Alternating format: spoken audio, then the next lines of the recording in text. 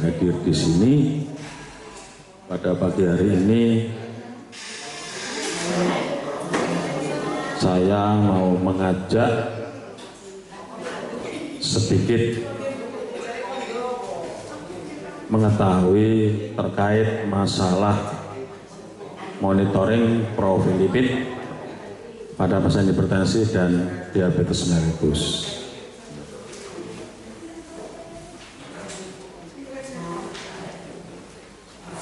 Oke.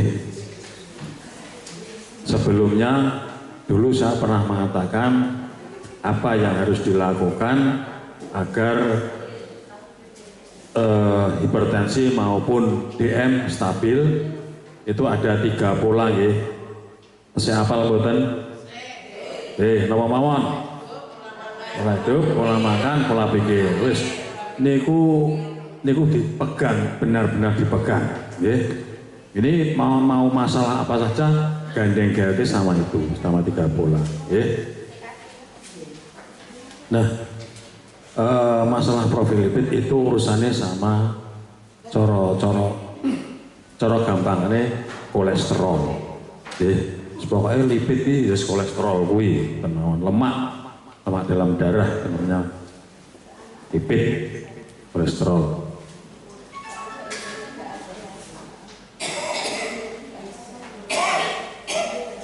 Nah, sebelum kita masuk ke materi masalah, kita harus tahu dulu profil lipid. Profil lipid itu nih serangkaian tes darah untuk mengukur kadar berbagai jenis lemak atau lipid dalam tubuh. Yang termasuk diukur dalam tes profil lipid itu adalah kolesterol LDL, LDL. LDL itu low density lipoprotein. LDL itu LDL ini kolesterol yang jahat atau mawon. LDL dieling-eling. LDL nek tekoni wong ning njaba ning dalan. Bu, ini LDL-nya misalnya teng laborat. Bu, ini kira LDL itu. LDL berarti kolesterol jahat. Ngoten mawon. Gampang. Kemudian HDL. HDL itu yang baik. High density lipoprotein dan triglycerid. Jadi di dalam tubuh, dalam darah itu ada LDL yang jahat, kolesterol jahat, kolesterol yang baik namanya HDL, dan triglycerid. Kenapa harus dicek? Karena ini penting untuk mengevaluasi kesehatan jantung dan pembuluh darah. Jantung dan pembuluh darah. Nah, kalau kita bicara masalah jantung, otomatis ya pembuluh darah. Kemudian resiko penyakit jantung kardiovaskular itu jantung, pembuluh darah jantung seperti penyakit jantung dan stroke secara sejak dini. Nah, gangguan pembuluh darah yang jantung, penyumbatan di jantung jenenge penyakit jantung. Ning nek penyumbatan di otak namanya stroke. Hipertensi niku karena penyumbatan darah di otak, bahkan sampai waalaikumsalam sampai pecahnya pembuluh darah di otak. Itu namanya stroke. Makanya ada stroke karena penyumbatan, ada stroke karena pecahnya pembuluh darah. Kenapa bisa terjadi penyumbatan di otak? Karena bersumbernya dari jantung. Jantung itu memompa darah, jantung memompa darah, Nek jantungnya nyumbat dipompa tekan dhuwur pembuluh darah sing gede-gede iso liwat tekan otak pembuluh darah bercili-cili. Akhirnya nyumbat nang mriku jadi stroke. Nah, itu penyebabnya ngoten. Makanya jarum jantungnya harus lancar, pembuluh darahnya di jantung harus lancar. Nek ora lancar justru bisa memicu terjadinya stroke. Bisa mbayangke nggih, Mbah nggih. Nek jantungnya ana penyumbatan tetap dipompa terus. Jadi pembuluh darah ada penyumbatan, melaku terus seluruh tubuh, pembuluh darah gede-gede liwat. Begitu sampai otak, pembuluh darah cili-cili nih kok. Akhirnya bumpet teng mriku. Bisa menyebabkan stroke. Terus harus hati-hati.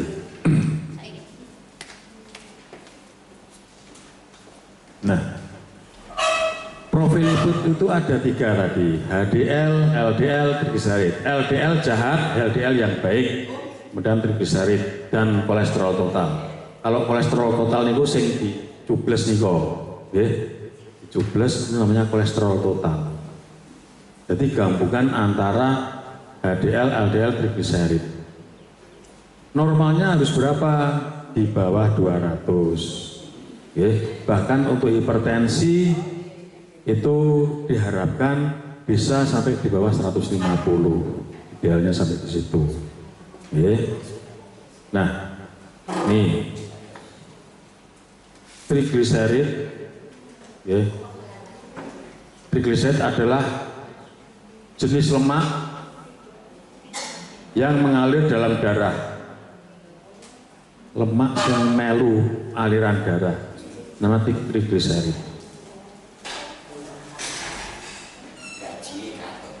Zat tersebut terbukti menyimpan kalori dan menyediakan energi untuk tubuh. Itu menyiapkan energi dan kalori. Lemak itu sebenarnya sumber energi juga. Ning nek kakean, kakean itu bisa menyebabkan penyumbatan. Normalnya harusnya idealnya di bawah 200, trigliserid di bawah 200. Jenengan eling-eling. Nek cek laborat, trigliseridmu piro? 240 dhuwur. Trigliseridmu pinten? 100 berarti normal. Nggih. Tuh trigliserid. Kemudian HDL. HDL adalah kolesterol yang baik, berperan untuk melindungi dari berbagai macam jenis penyakit jantung. Semakin tinggi kadar HDL, maka akan semakin baik bagi kesehatan. HDL itu lemak yang mudah dipecah dalam tubuh, gampang terurai. Itu bagus untuk kesehatan, terutama jantung. Idealnya adalah di atas 60. Semakin tinggi HDL, semakin baik. Jadi,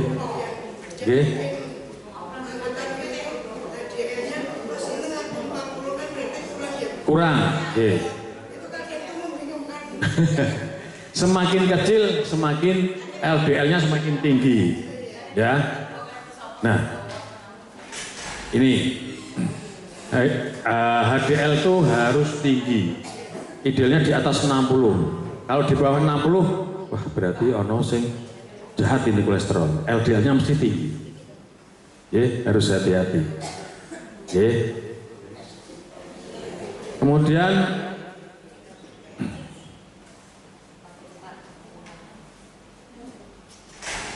LDL. LDL ini sering disebut kolesterol jahat. Nah, LDL kolesterol jahat. Penyebab utama pembentukan ateroma, yaitu pemicu penyakit jantung aterosklerosis. Jadi, apa ya dengan ini? Kaku ya. Pembuluh darahnya menjadi apa nengarnya? Pembuluh darahnya menjadi getas nih, ya, aterosklerosis. Sehingga memicu terjadinya penyumbatan, tidak elastis lagi, ya. Adanya karena adanya ateroma, pembentukan ateroma. Kemudian kolesterol total adalah gabungan dari jumlah kolesterol HDL, LDL, dan trigliserid. Kalau kolesterol total harusnya di bawah 200. Idealnya di bawah 200. LDL harus di bawah 130. LDL itu kolesterol yang jahat.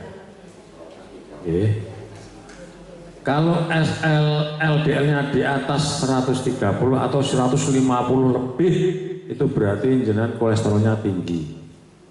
Sehingga kembali berpikir 3 pola tadi. Pola makan, pola pikir, pola hidup.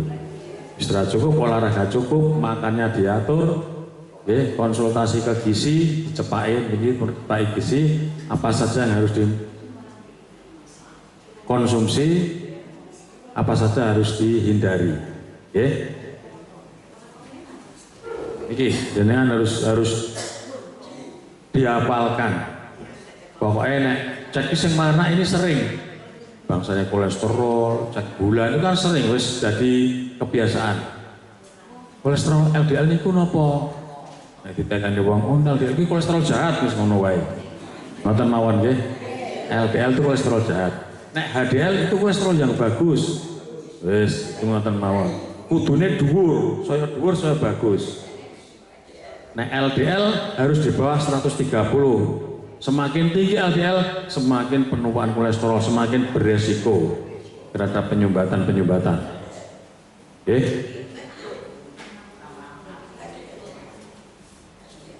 Nah, nih, sekarang kalau misalnya, wah aku LDL ku dhuwur, trigliseridku ya dhuwur, saya pernah ngecek pasien kolesterol trigliseridnya sampai 1800. Saya yang ngecek dredeg, tapi pasiennya tidak mengeluh apa-apa. Langsung saya kasih obat kolesterol. Oh ini harus segera diminum, 1 bulan harus minum. Akhirnya turun. Hati-hati. Walaupun tidak, tapi kolesterol itu kan melaku. Nanti pada saat pembuluh darah orang cukup wadah penyumbatan itu mandek, ya sudah ada gangguan di situ. Yang sering jantung sama otak. Ya. Stroke itu pemicu utamanya penyumbatan ya dari jantung itu, mlaku, mubeng, kan dhuwur cilik pembuluh darahnya ora sedeng mandek di situ nyumbat. Nah ini, nek pun dhuwur tetap harus minum obat untuk menurunkan kolesterol dibarengi dengan gaya hidup, perubahan gaya hidup, pengobatan dan pemeriksaan rutin atau berkala. Dimonitor, kemarin sudah monitoring terhadap DM sama hipertensi. Makanya gaya hidupnya harus dirubah. Sing maune dahar sing enak-enak, saat ini pun sepuh dihindari. Gitu. Lah zaman cilikanku ora tau mangan enak, Pak. Saiki bandang wis iso golek duit ya ora oleh mangan. Ya mangan enake kapan nggih? Ya memang ditakdirkan wis rekoso mangan sakanane ngoten mawon. Makanan yang sehat itu bukan harus enak. Kalau saya menyarankan tidak harus berpantang. Paling tidak nek kur pengin ya sekali tempo. Ora jor-joran bendina nek ora iwak ora kolu. Nggih. Karena apa? Karena tubuh kita juga membutuhkan, tidak harus berpantang. Sekali-kali yang penting terbatas. Kan dalam yang muslim dalam Al-Quran itu ada yang makanan yang baik-baik Pak makanlah makanan yang baik-baik dan halal. Yang baik-baik itu misalnya Rasul nggak pernah makan jeruan, itu nggak ada. Makanan yang daging kambing enggak apa-apa. Penelitian terbaru kambing itu malah bagus untuk tubuh. Sing berbahaya malah kecape. Ya. Tapi tidak harus makan ora apa-apa. Besok tuku sate 20 susu enteke ora boleh. Peh ya. Ya. Jadi harus seimbang, yang penting terbatas lah. Monggo. Jadi terbatas. Oh, aku kok pengen yo, rak ketang 2 tusuk. Wong padha wae. 10 tusuk karo 2 tusuk rasane padha. Sing bedake nggo kuwaregen kalih cek pengen, gitu. Nah. Perubahan gaya hidup, kemudian pengobatan diperlukan. Pengobatan dari kita di Prolanis adanya statin, simvastatin, toh? Yang kolesterolnya tinggi ada nggih? Nah itu minumnya statin, simvastatin. Itu untuk menurunkan kolesterol. Tapi harus diimbangi dengan gaya hidup niku wau. Nek simvastatin makanya jangan lombok santannya kental-kental, renduan, daging, pepewang, bakso, bendino, sama saja. Gitu. Kemudian setelah itu, setelah kita menyeimbangkan gaya hidup, pola makan, gerak, olahraga rutin, kemudian pemeriksaan secara berkala. Nah, pemeriksaan itu dicek. Aku pola pesta kabeh tak longi dengan olahraga, dengan gaya hidup, dengan minum obat, mudun boten, itu dicek secara rutin. Kalau di Prolanis kan juga monggo secara rutin, gitu. Itu nggih. Nih, mengatur pola makan seimbang. Seimbang itu seimbang semuanya, mulai dari lauk, nasi, sayur, buah, itu seimbang. Okay. Ini nanti jangan tidak usah bingung, nanti bisa konsul ke gizi.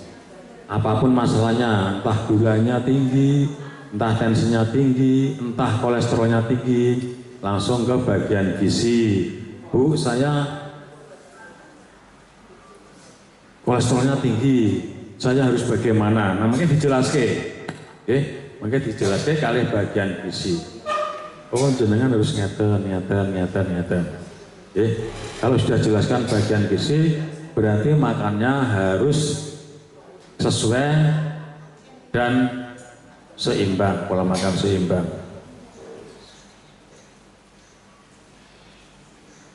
Maka dari itu, hati-hati. Baik yang DM maupun hipertensi, kalau sudah bersinggungan dengan kolesterol, harus benar-benar dijaga, jangan sampai kolesterol itu menjadikan penyakit baru atau komplikasi yang baru. Okay. Komplikasinya apa? Kolesterol itu jantung, stroke, itu sering terjadi kolesterol itu. Air putih selalu dikonsumsi, karena untuk mengencarkan sirkulasi darah. Semakin sering minum air putih, tidak harus 1 liter tidak sendiri, tidak. Sering minum air putih, jadi darahnya encer, bukan kental. Jadi aman, insya Allah aman, ya.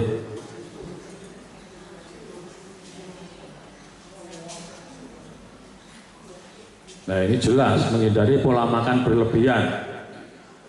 Pola makan nggak boleh berlebihan. Berhenti makan sebelum kenyang, makan kalau pas lapar. Itu resepnya itu aja. Ya ternyata kalaupun sepuh-sepuh naik kokean dahar, ya, bukan penak, ya. Potongnya sebah, ya. Itu kalau zaman pas semego nih kok.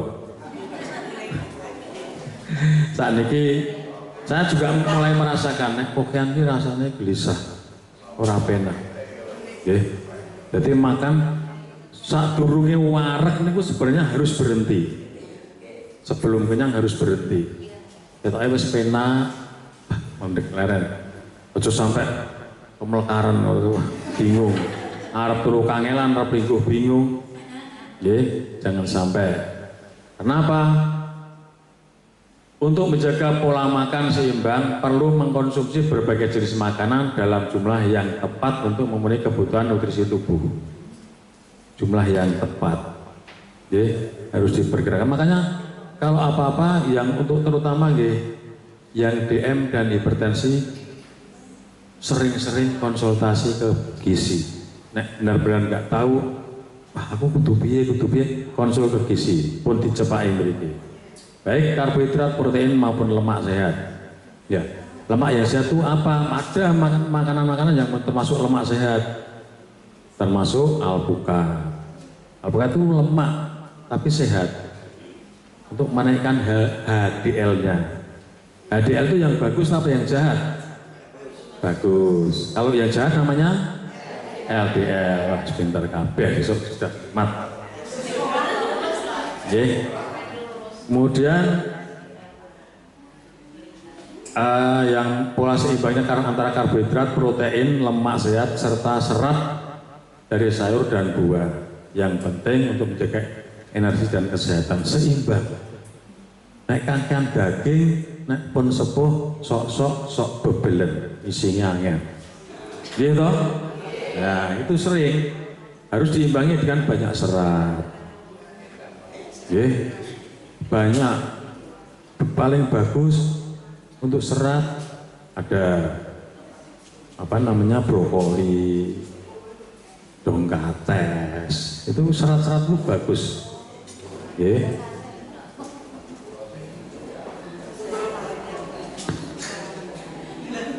Kemudian aktivitas fisik, lakukan olahraga aerobik secara teratur, misalnya jalan cepat atau lari selama minimal 3 sampai 5 kali per minggu untuk menurunkan LDL dan trigliserid serta meningkatkan HDL. Ya, ini untuk orang yang masih muda. Nah pun untuk nentek ojo mangan daging. Nggih Pak nggih. Ampun melayu-melayu. Nggih. Nek pun sepuh ya mlaku. Paling 30 menit jalan santai. Apalagi janjian, ya peserta prolanis janjian, ayo sesuk mlaku-mlaku bareng. Ya nek mlaku-mlaku kan karo alam-alaman, jagongan ngalor ngidul, ngerti-ngerti tekan gone warung soto. Ya, mampir. Nggih. Tapi itu bagus. Jadi jalan itu selama 30 menit. Jalan biasa, jalan santai. Nggih. Itu untuk pun sepuh jalan, maupun melayu-melayu. Karena apa? Walaupun fisiknya masih kuat, pikirannya aku juga kuat, tapi secara alamiah paru-paru itu yang menghisap O2, oksigen. Ini wis boten kaya cah nom, wis wonten batese, ora kebak kaya ngisine oksigen pangelan. Boten saged full, yang dikeluarkan dengan yang disedot itu sudah berbeda, banyak yang dikeluarkan. Nek sampai kesel dipaksa entek. Nah itu makanya yang santai, olahraga santai itu bagus sekali.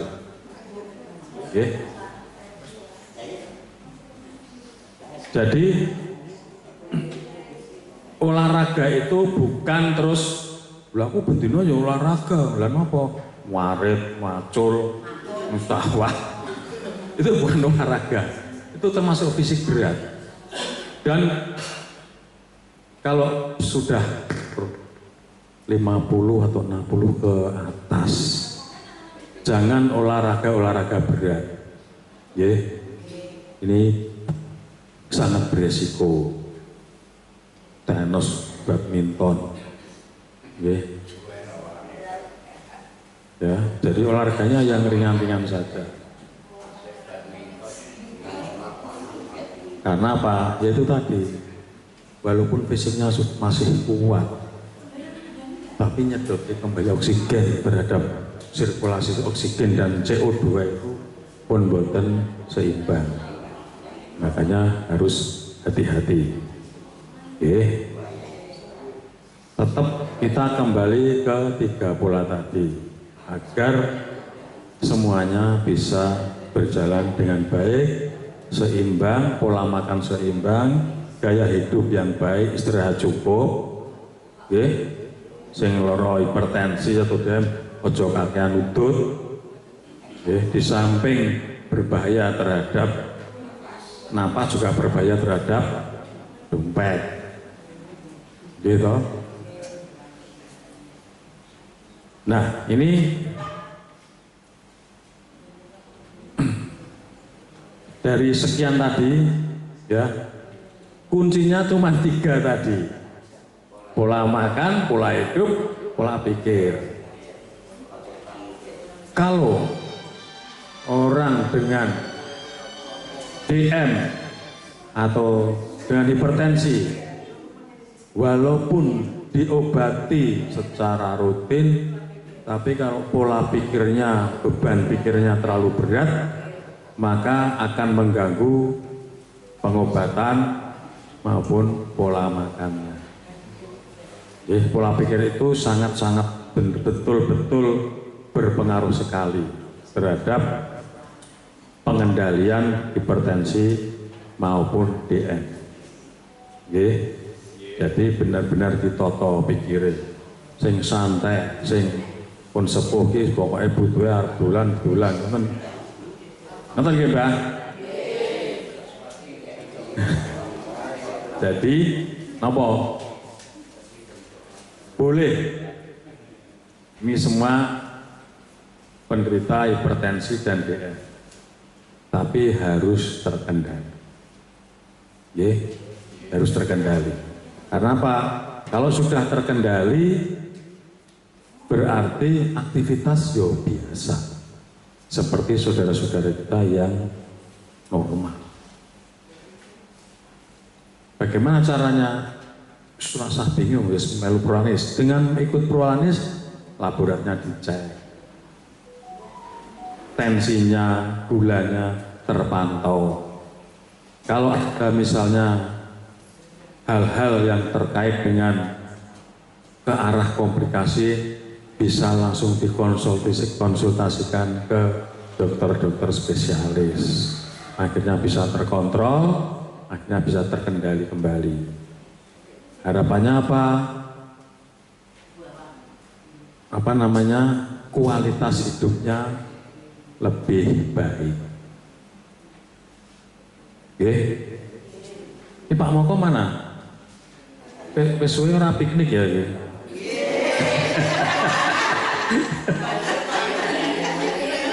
Pokoknya urusan piknik kali Pak Moko. Biar apa? Refresh. Kurasa ado-ado, cedak-cedak, butuhe seneng, gitu aja. Pun sepoe digawe seneng. Mungkin urusannya Pak Moko. Ya, ngaten nggih?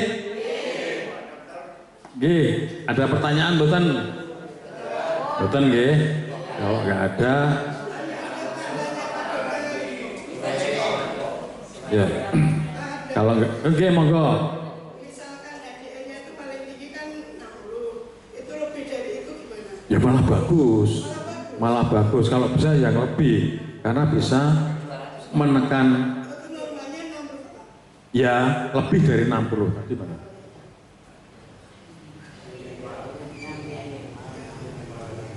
Minimalnya 60, tapi bagus. Tuh, ya oke. HDL atau high density lipoprotein, kolesterol yang baik, sering disebut kolesterol yang baik, berperan untuk melindungi dari berbagai jenis penyakit. Ya, kolesterol yang baik itu melindungi dari berbagai jenis penyakit, jantung terutama. Semakin tinggi kadar HDL, semakin tinggi, maka akan semakin baik bagi kesehatan. Ya, idealnya lebih dari 60. Nah, itu kalau lebih dari 60 berarti wah kolesterolku baik, berarti sehat. Nah, trigliserid bisa terangkan kembali trigliserid ya. Trigliserid yaitu jenis lemak yang mengalir di dalam darah. Lemak yang mengalir dalam darah. Zat tersebut berfungsi menyimpan kalori dan menyediakan energi untuk tubuh. Nah, ini bekerjanya umpama pas dengan sing hawa dingin Wonosobo misalnya. Ini trigliserid itu membantu, ya, membantu mengeluarkan kalori dan membantu mensuplai energi dan ora kademen. Nggih. Nah, nek berlebihan itu juga bisa menjadikan penyumbatan. Nonton nggih? Buah yang meningkatkan HDL alpukat. Oke. Jadi harapannya adalah yang di sini semua jangan sampai ada kolesterol yang tinggi, baik LDL maupun trigliserid. Oke. Sehingga apa? Ya udah biasa minum obat biasa, minum obat tensi biasa, minum obat obat gula ya sesuai dengan dosisnya. Yang penting jangan sampai kolesterolnya tinggi, meningkat tinggi. Nonton? Mungkin ada lagi? Ya cukup ya? Mungkin saya rasa cukup. Diingat-ingat, sing paling sering jenengan dicek niku HDL, LDL, trigliserid. Nggih. Pokoknya nek HDL itu kolesterol baik, LDL kolesterol yang jahat, trigliserid juga kolesterol kalau kelebihan juga bisa jahat. Yang baik adalah HDL. Itu nggih. Mungkin itu yang bisa saya sampaikan. Mudah-mudahan tetap menjaga 3 pola, ikut prolanis secara rutin agar tensi, gula termonitor dan juga kolesterolnya juga bisa dimonitor. Terima kasih dari kami, mudah-mudahan bermanfaat. Wabillahi taufiq wal hidayah. Wassalamualaikum warahmatullahi wabarakatuh.